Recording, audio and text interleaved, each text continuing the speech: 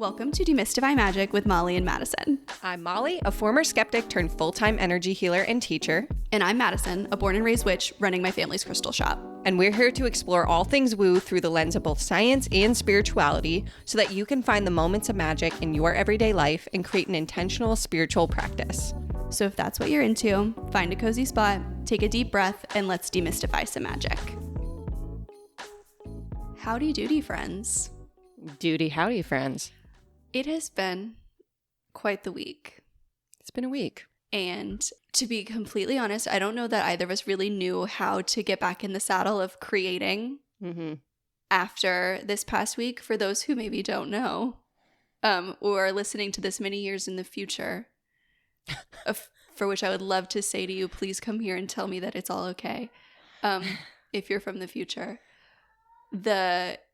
The United States election was this past Tuesday. It'll have been a week since then when this episode comes out. And Donald Trump won a second term. And if you're listening to that and thinking that that's great news, I guess I'm happy you feel that way. We don't. And I don't really have any words for it other than like fear is what has been the undercurrent of what I've felt over the last few days.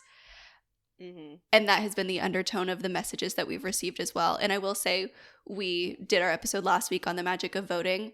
Somebody messaged us saying thank you for that episode. And I hope that the hate isn't too bad for you guys. And I will say that we did not get one nasty message. Yeah. And so, yeah, I think I got one. Like, the way that I've seen this community like come together and show up for each other has been really inspiring. And I hope that we can continue to do that for the next 4 years, the next 4 decades, as long as it takes. Can I give you a cool statistic Please. About my community, which is an extension of this community? Please. So a few of my creator friends and I all posted kind of like, you know, in this community, trans lives matter, Black lives matter, reproductive rights are human rights, etc. Like we posted our beliefs like really blatantly on our page. And a lot of my creator friends, they were like, I'm losing thousands of followers. And I'm, you know, like I had no idea that such a huge part of my community did not know and resonate with my values. And I remember last week being so nervous to put that podcast episode out. We were a wreck about it. We were so nervous. Because even though I think my views are pretty obvious, you never know until you put them out there. And then I realized the t-shirts that I wear in most of my reels. Yeah. I put that out there.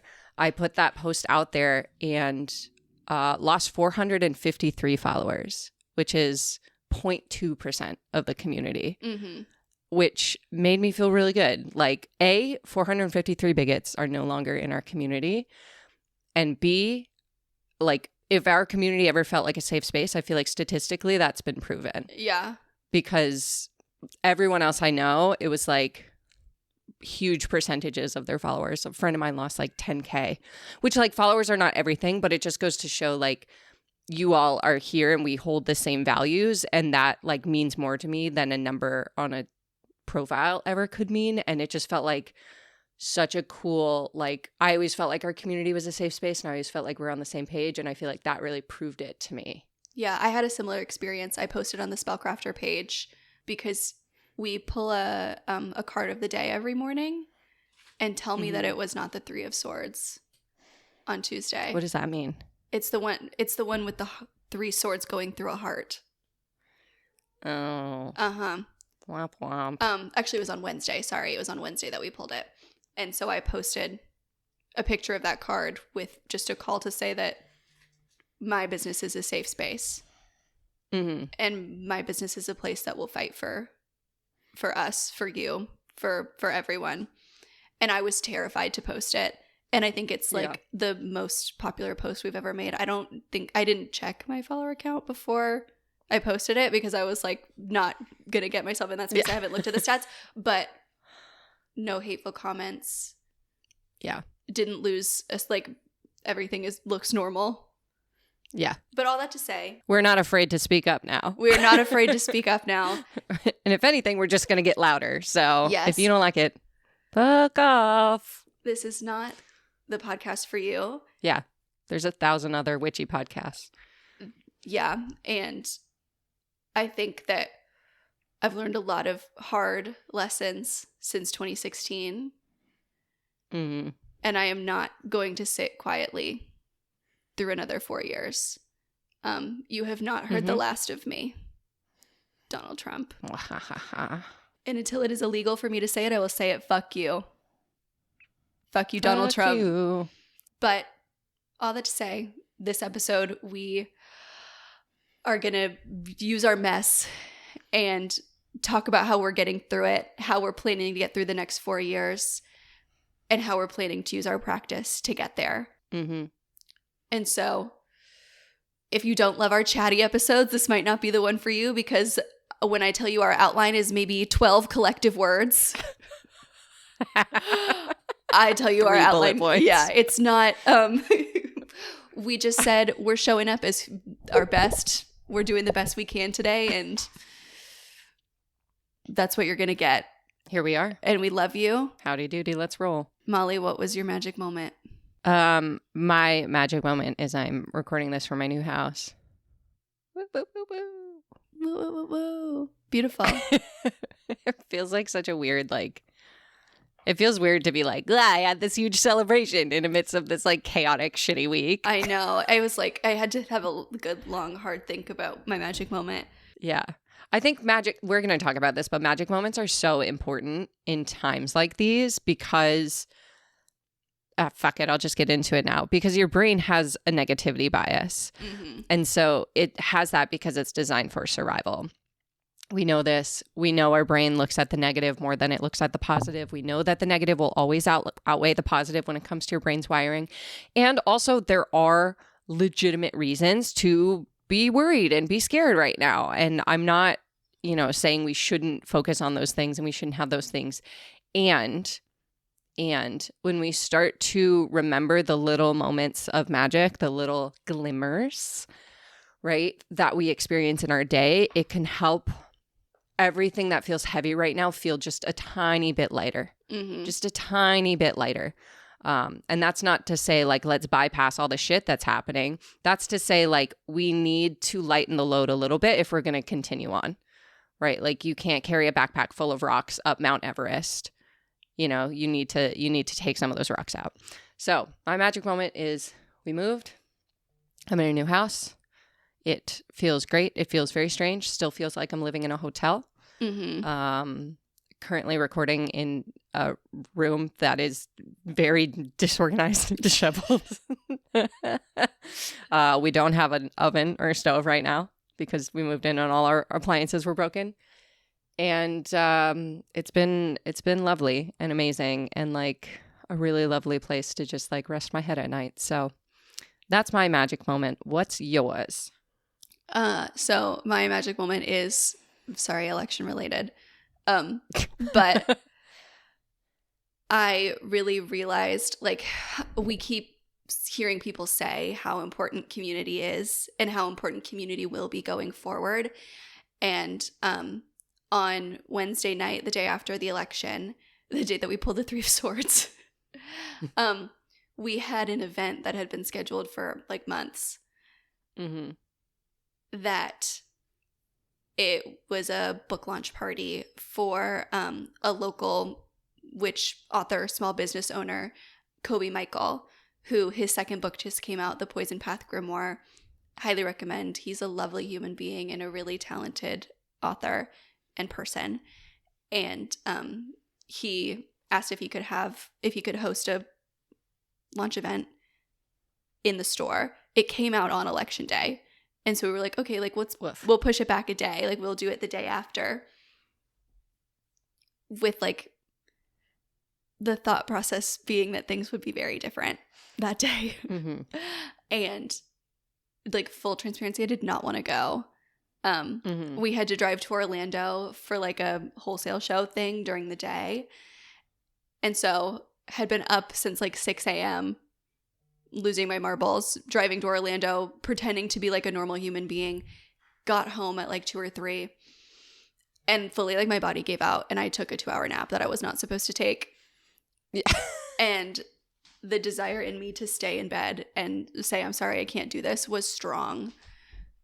But I knew Anthony was there, and I really wanted to show up for Kobe. And so I got up and I went. And two of like my favorite local friends showed up at the same time. Aww. Like maybe half an hour after the event had started. My friend Peyton, who is a local artist, and my friend Lorraine, who I've talked about on the podcast, who wrote the book Brujas. Mm-hmm. Peyton had no idea there was an event going on. She just was like, I just needed to come here after work today. Like, I just needed to be around this. I needed to be in this space. And then Lorraine came to support. But it might surprise you to hear that the event the day after the election, when Donald Trump was elected, at my metaphysical store that has a rainbow sticker on the front that says everyone is welcome here, turnout was a little low. The morale was not high in our community. Yeah. And it just turned into, like, obviously other people were there and like coming in and out, and Kobe was talking to people, and it was like a good event, but it also got to be this like moment where we were all together talking about it and holding space for one another. And like, I laughed for the first time that day. And it was like a really solid reminder for me that like that community is happening here. Yeah. Especially like living in Florida. A lot of people, like my friends who no longer live here, and like even listeners, like the idea of leaving the state comes up. That's like, I think the first instinct for all of us is like to flee, you know, in that fight or flight. Yeah. And my mom and I have been talking a lot about like what this means for us, and we both agree that more than ever our purpose is very clear, and our purpose is to be a safe haven in these red states, in this place where, despite having well more than the majority, the amendment to change our constitution to protect abortion was rejected because we have bullshit laws, to be a safe place. And so being there on Wednesday night with other people who are as committed to fighting as I am, it really like made it feel very clear for me of that this is where I'm supposed to be, even if it feels really fucking shitty. And even if my fear reaction is to flee, like it is my job to stay and fight here and to fight for, like, I know that Florida is worth fighting for. And I know that there are people here who are worth fighting for. So I got to be with that community on a really bad day out of pure happenstance, even when I really didn't want to do it. And I was very grateful. Sorry, that was a tangent. That's okay. I think necessary. Yeah, for sure. And I think that kind of like leads us into the first thing that we wanted to talk about, which is grief. And I know that this like sounds weird to say, but I really do think that there is a certain level of magic to grief. And not like in the pain itself, like not to romanticize pain, but I'm saying that to say that there is a certain level of magic to allow yourself to feel the feelings that we as a society have deemed ugly. I feel the same way about anger. Yeah, I think grief is a really powerful emotion because on the other side of it is love, right? You can't grieve if you didn't once love. And I always think of grief like through the lens of traditional Chinese medicine, which we talked about a little bit in the autumn equinox episode. But grief is the emotion of the season, right? It's like the emotion that we might predominantly feel in autumn. And I often liken it to, you know, grief is kind of like the leaves on the tree. We can choose to hold on to it and avoid it and stuff it down, and the leaves won't drop and the tree won't be able to conserve its nutrients and the tree won't last through the winter. Or we can feel our grief, let the leaves drop like tears, and come out of that period of grief feeling lighter, right? It's not to say that the grief ever really goes away, but it's like when we hold it back from being felt, then it's like we're holding on to those leaves, We don't have as much space to conserve our energy when we go into that like period of hibernation and introspection, which is necessary in order to take action. Yeah, and especially like that is energy that we're going to need. That is space that we're going to need. If we're like, if we shove down the grief and just go straight to overexerting ourselves emotionally, and we don't give ourselves space to process, then we're going to burn out much quicker. Yeah, I thought this was a common like thing. I thought people realized this. So I'm just going to state it outright. You're allowed to like have a day where you wallow in your grief or your anger or whatever you're feeling. Like that's allowed. That's okay. You don't have to put on a brave face and be as quote unquote productive as you were last week. You know, like I posted on my story on Wednesday that like literally screenshots that I had sent to you and like some of my team members and like other people that I'm working with like on my book and things like that. And I literally was like, can we meet tomorrow instead? Because I'm having trouble processing. Yeah. And like, I don't feel creative today. Hoping it'll come back tomorrow. And like, it's a lay in bed all day. And I had so many people reach out and say, thank you so much. This gave me the permission to take a step back because I felt like I was drowning and everyone else was fine. No.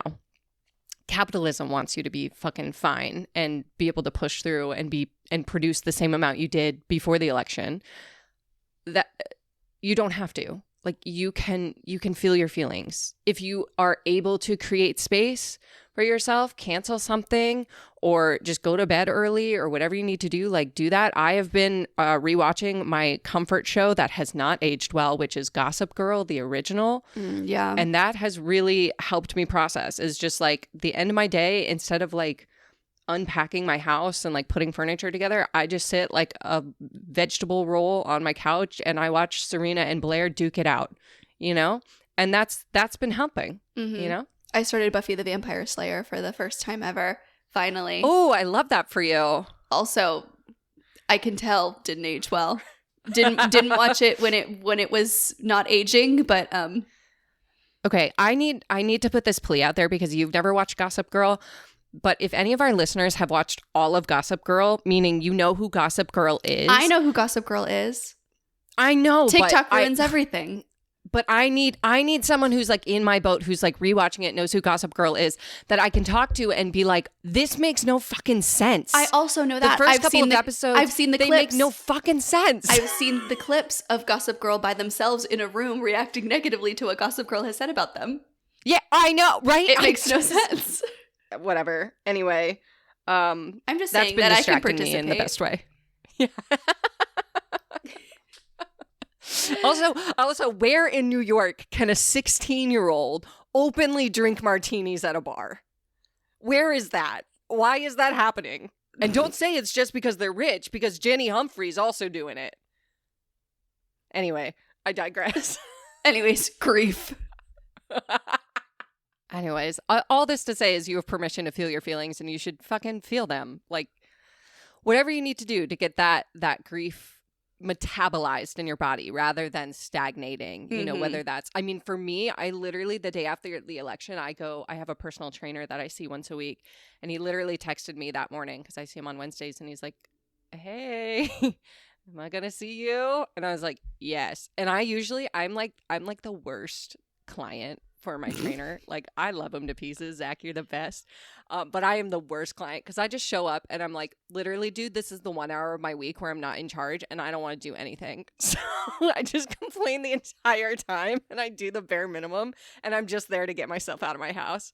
So I showed up and I was like, Zach, I need you to make me do cardio today. I need to sweat and disassociate from my body. And I don't want you to ask me if it's hard or not. I just want to like do it. And he's like, oh my God, you're really not okay.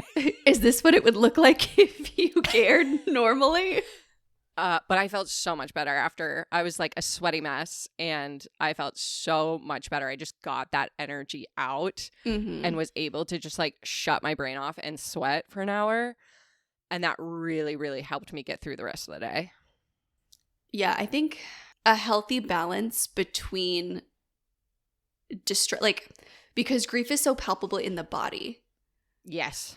And I really love what you said about metabolizing it instead of letting it stay stagnant. Like a healthy balance of moving the feeling through your body and then allowing yourself to rest and feel and experience it, I do think is like, for me, the like perfect combination of how to metabolize grief.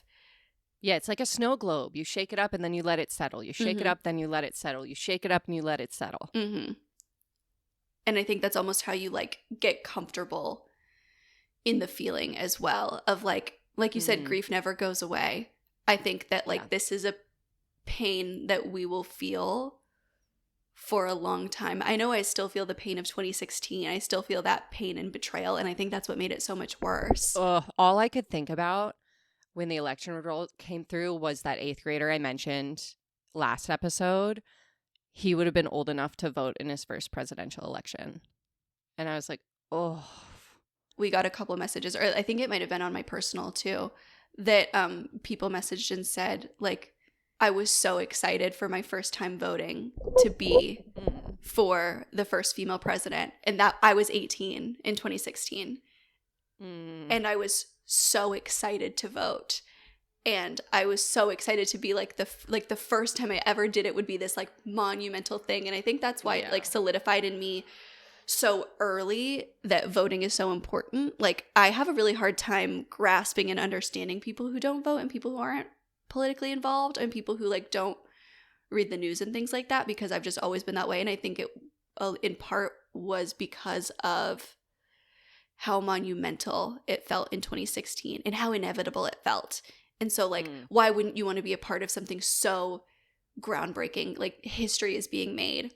And that really imparted on me early.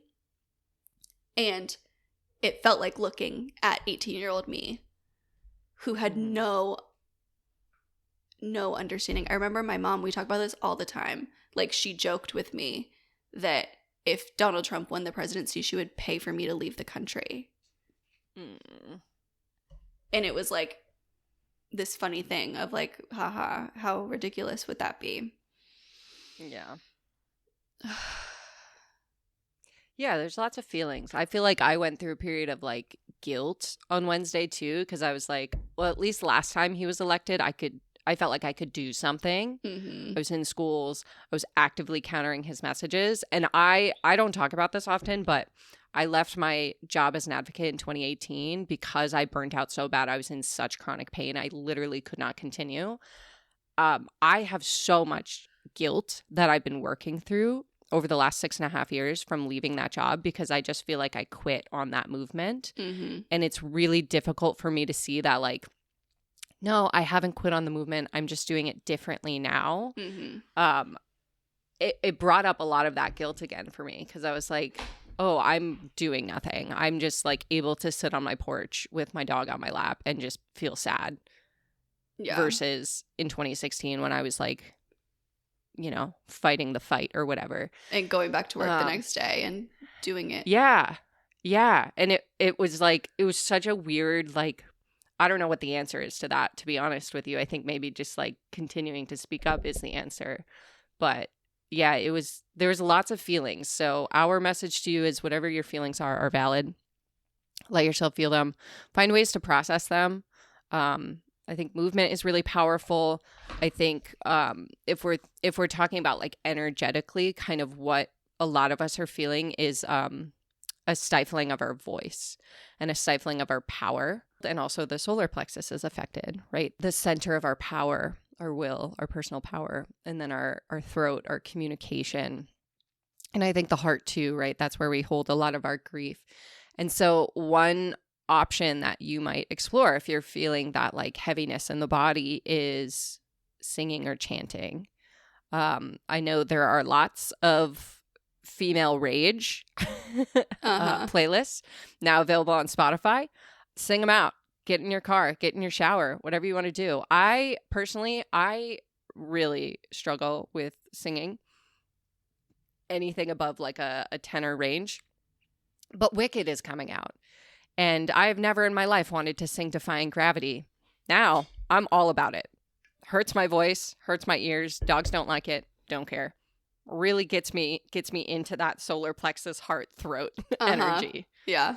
So sing it out, shake it out that way. Mm-hmm. And then once that grief is metabolized, like that is step one. Step one. Step two is we do something. Yeah. And so we also kind of wanted to talk a little bit about like using our magic to fight back. Yeah. Which I feel like goes back and forth in the spiritual community. And so I'm just going to put like my disclaimer now is that we are not saying like hex the patriarchy and then you're done, right? Like it is like all things that we talk about on this podcast. It is like, how are we going to use our practice to propel ourselves forward? Because it's going to be a long 4 years. Our spiritual practice is here to support us through all phases of life. And so how can we use it to support this phase of life? Mm-hmm. And I know I talked like a lot of this we both talked about in our magic moments, but first on our little list is community. Mm-hmm. You know, I think a lot about the fact that like when you're close to another human being, like when you hug someone, if you hug them for long enough, your heartbeats will start to sync. You don't even have to hug them. Just being in their presence, your heartbeat synchronizes. That happens energetically as well. Mm-hmm. And so when you surround yourself with other people who are ready and willing and full of that same metabolized grief, who they are now ready to use to fight, like I just don't know a magic more palpable than that. You know, that is the only way through is together. This reminds me of a study that was done, and I'm gonna butcher it. If I can find it, we'll put it in the show notes. But it was done, I believe it was like, it was either, I want to say like Detroit or Chicago. It was one of those like inner cities. And what they did was they did a group transcendental meditation where they all at the same time sat down and meditated together. And what they found was the crime rates in that area dropped every time they did that group meditation. That's interesting. Yeah. So it really is powerful. Like when you get a group of people together who believe in the same thing and believe in peace and are grounded together, metabolizing that grief rather than acting out of anger and rage and out of like the sympathetic nervous system response, that tiger response that a lot of us are feeling right now. But when we take a moment to ground, we come together, it literally creates a ripple impact that affects people that are not even a part of the movement. 100%. And so finding ways, like, even if they are not political in nature, like on the surface, right? Like participating in community is in itself a radical act. Like capitalism is hyper individualized. It is a system that is designed for you to only be thinking about yourself and your nuclear family. Yeah. And when we reject that, and when we put energy and love and magic into community and participate in community events and participate in mutual aid, that's something I saw a lot after Helene and Milton was like, mutual aid is not just giving money. There were people who, like, there was posts on Facebook and Instagram of someone being like, I know of someone who is elderly who has no power in their building. Like, can you just run them upstairs and grab them some food? Yeah. Like, just bring food up up a set of stairs because they can't walk down it and they just need help. Like, that is community. Helping people, like, not to bring the Bible into it, but like loving your neighbor, helping your neighbor. That is community. Not like going and knocking on your neighbor's door and introducing yourself if you haven't met them before. Asking if they need anything. Letting them know that you are a person that they can ask for a cup of sugar. Yeah. That is community magic. Yeah. I also think too, like we've talked about this before, but my friend Anna, she introduced me to the idea of mayoral walks where you walk around, you take a walk and you just pretend you're the mayor of the town. And so you just smile and wave at everyone. You just say hello to everyone. She describes it as you raw dog your walk. So you don't have headphones, you don't have music, you don't have podcast listening. And you just literally like use it as an opportunity to interact with your community. I have done this. At first you feel really silly, but every single person that you smile at smiles back at you. Everyone. Try it in the grocery store. That's a really weird one. You're just walking around the grocery store and you get to the freezer section, and instead of being like, oh, someone's in my way, you just smile. How are you? How's your day going? You know? Like, I can't imagine saying hello to everyone in my grocery store. That's so many hellos. I'd never leave. Not when it's really busy. I'd live in the grocery store like I like to go to the grocery store a half an hour before they close when no one's there. Also, I live in a small town now, so no one's there. But I mean, like, you don't have to say hi to everyone, but just like, you know, if you're at the same shelf as someone, you pick and choose who is a part of your Publix community. Pick and choose. Yeah. And I think community, it's like, you know, whatever, if you've felt disconnected from your community, which I know is something that I've been struggling with over the last couple of years, step out of your comfort zone. Like, now is the time. Like, I'm like, okay, I've always wanted a little library in my area. Why don't I make one? Why don't I be the little library, you know? Yes. Or like, I've always wanted to join a run club. Fuck it. I'm going to go find one. I suck at running. I'm really bad at running. I can't run to save my life. I'm going to go. I'm going to say hi to the people at the coffee shop that I go to every day. Right? Like, I'm going to leave my house in the middle of the day. Which is something I struggle with. Even just that extra half second of like, I know we all go through the motions of like, I'll continue with the grocery store, of like at the checkout counter, you say, hey, how are you?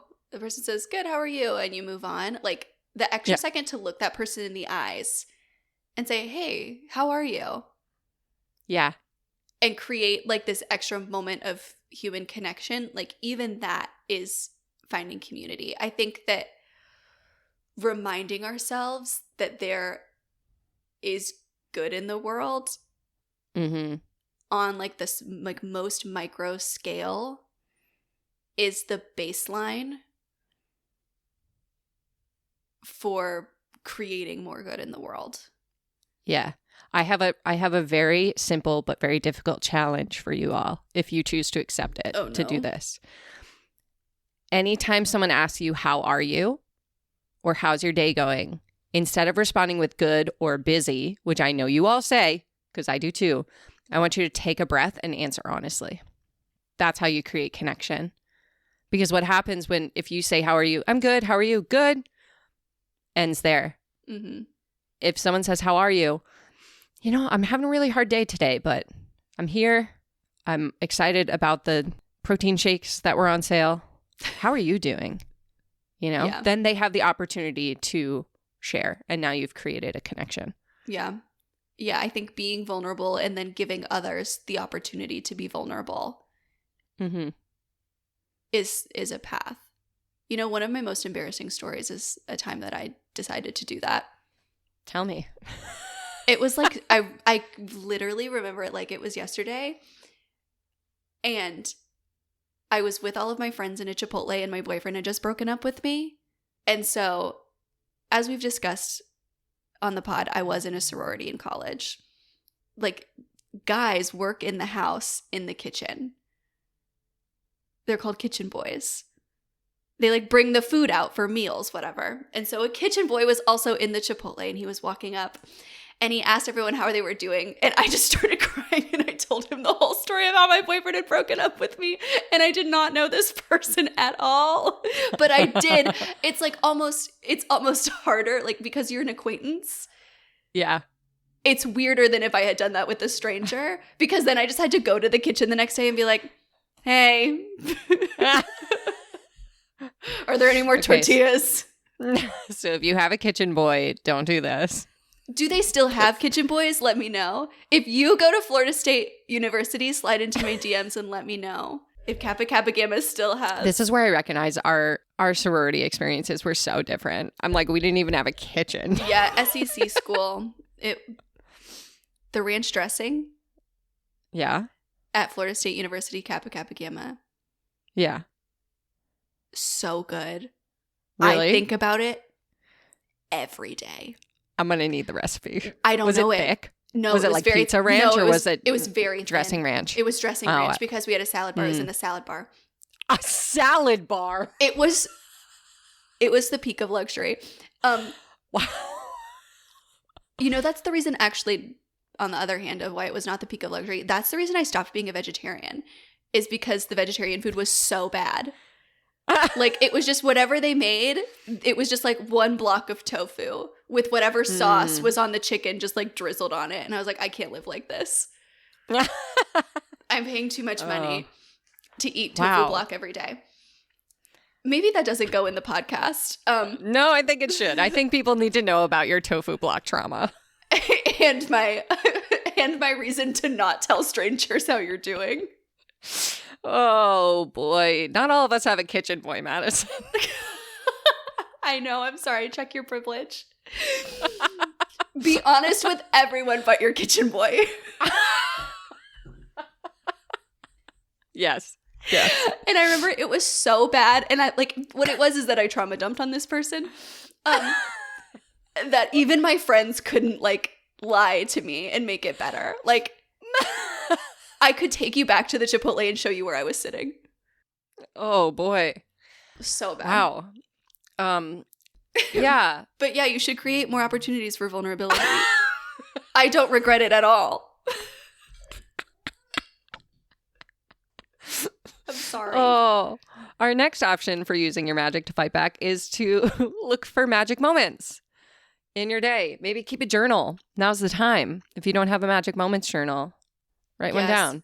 Now more than ever. Yeah. I always call this my evidence log because whenever I have a no good, very bad day where I think everything's gone to shit and nothing will ever be better again, I just open up my notes app and I read through all my magic moments and I go, man, today sucks, but at least that ranch dressing from the salad bar is something I have to look forward to.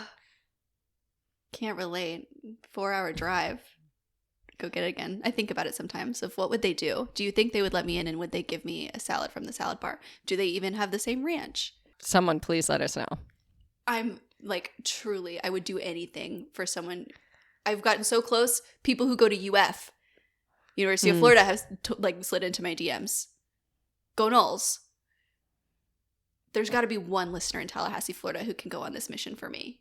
Yeah, that would be our magic moment of the year. Let me know if you're my sister for life. She's doing a hand signal. Oh, boy. Another option is to do an abundance spell for the organizations that are fighting back, like the ACLU or Planned Parenthood or whatever local orgs you have in your area.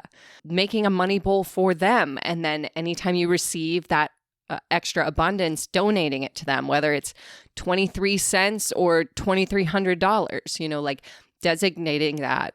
I was just about to say, making a donation and then putting it into your money bowl.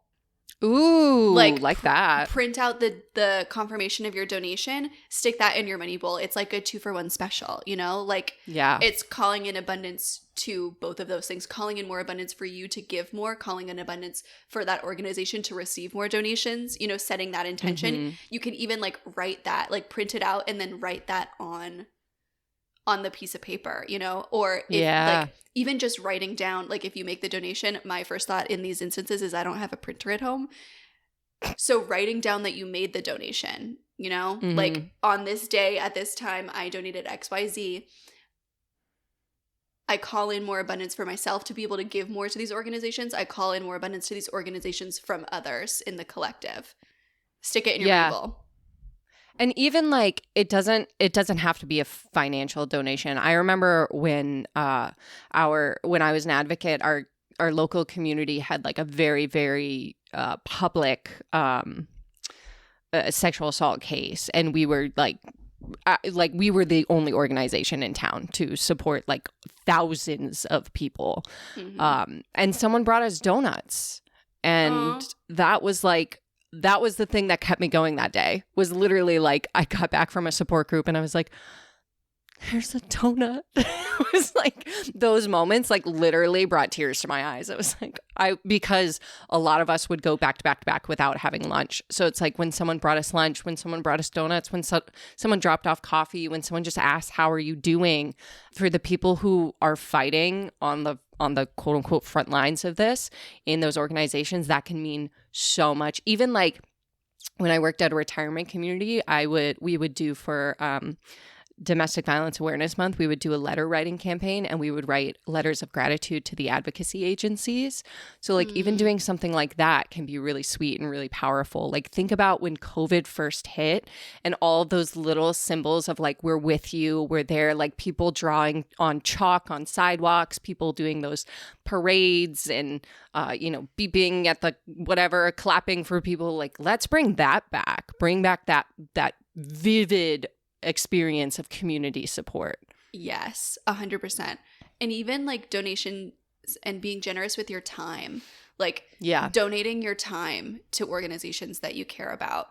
Planned Parenthood, you'll be hearing from me. Mm-hmm. I can't wait to go stand at a little booth and hand out things and ask for donations. Yeah. Recurring donations can be really powerful too.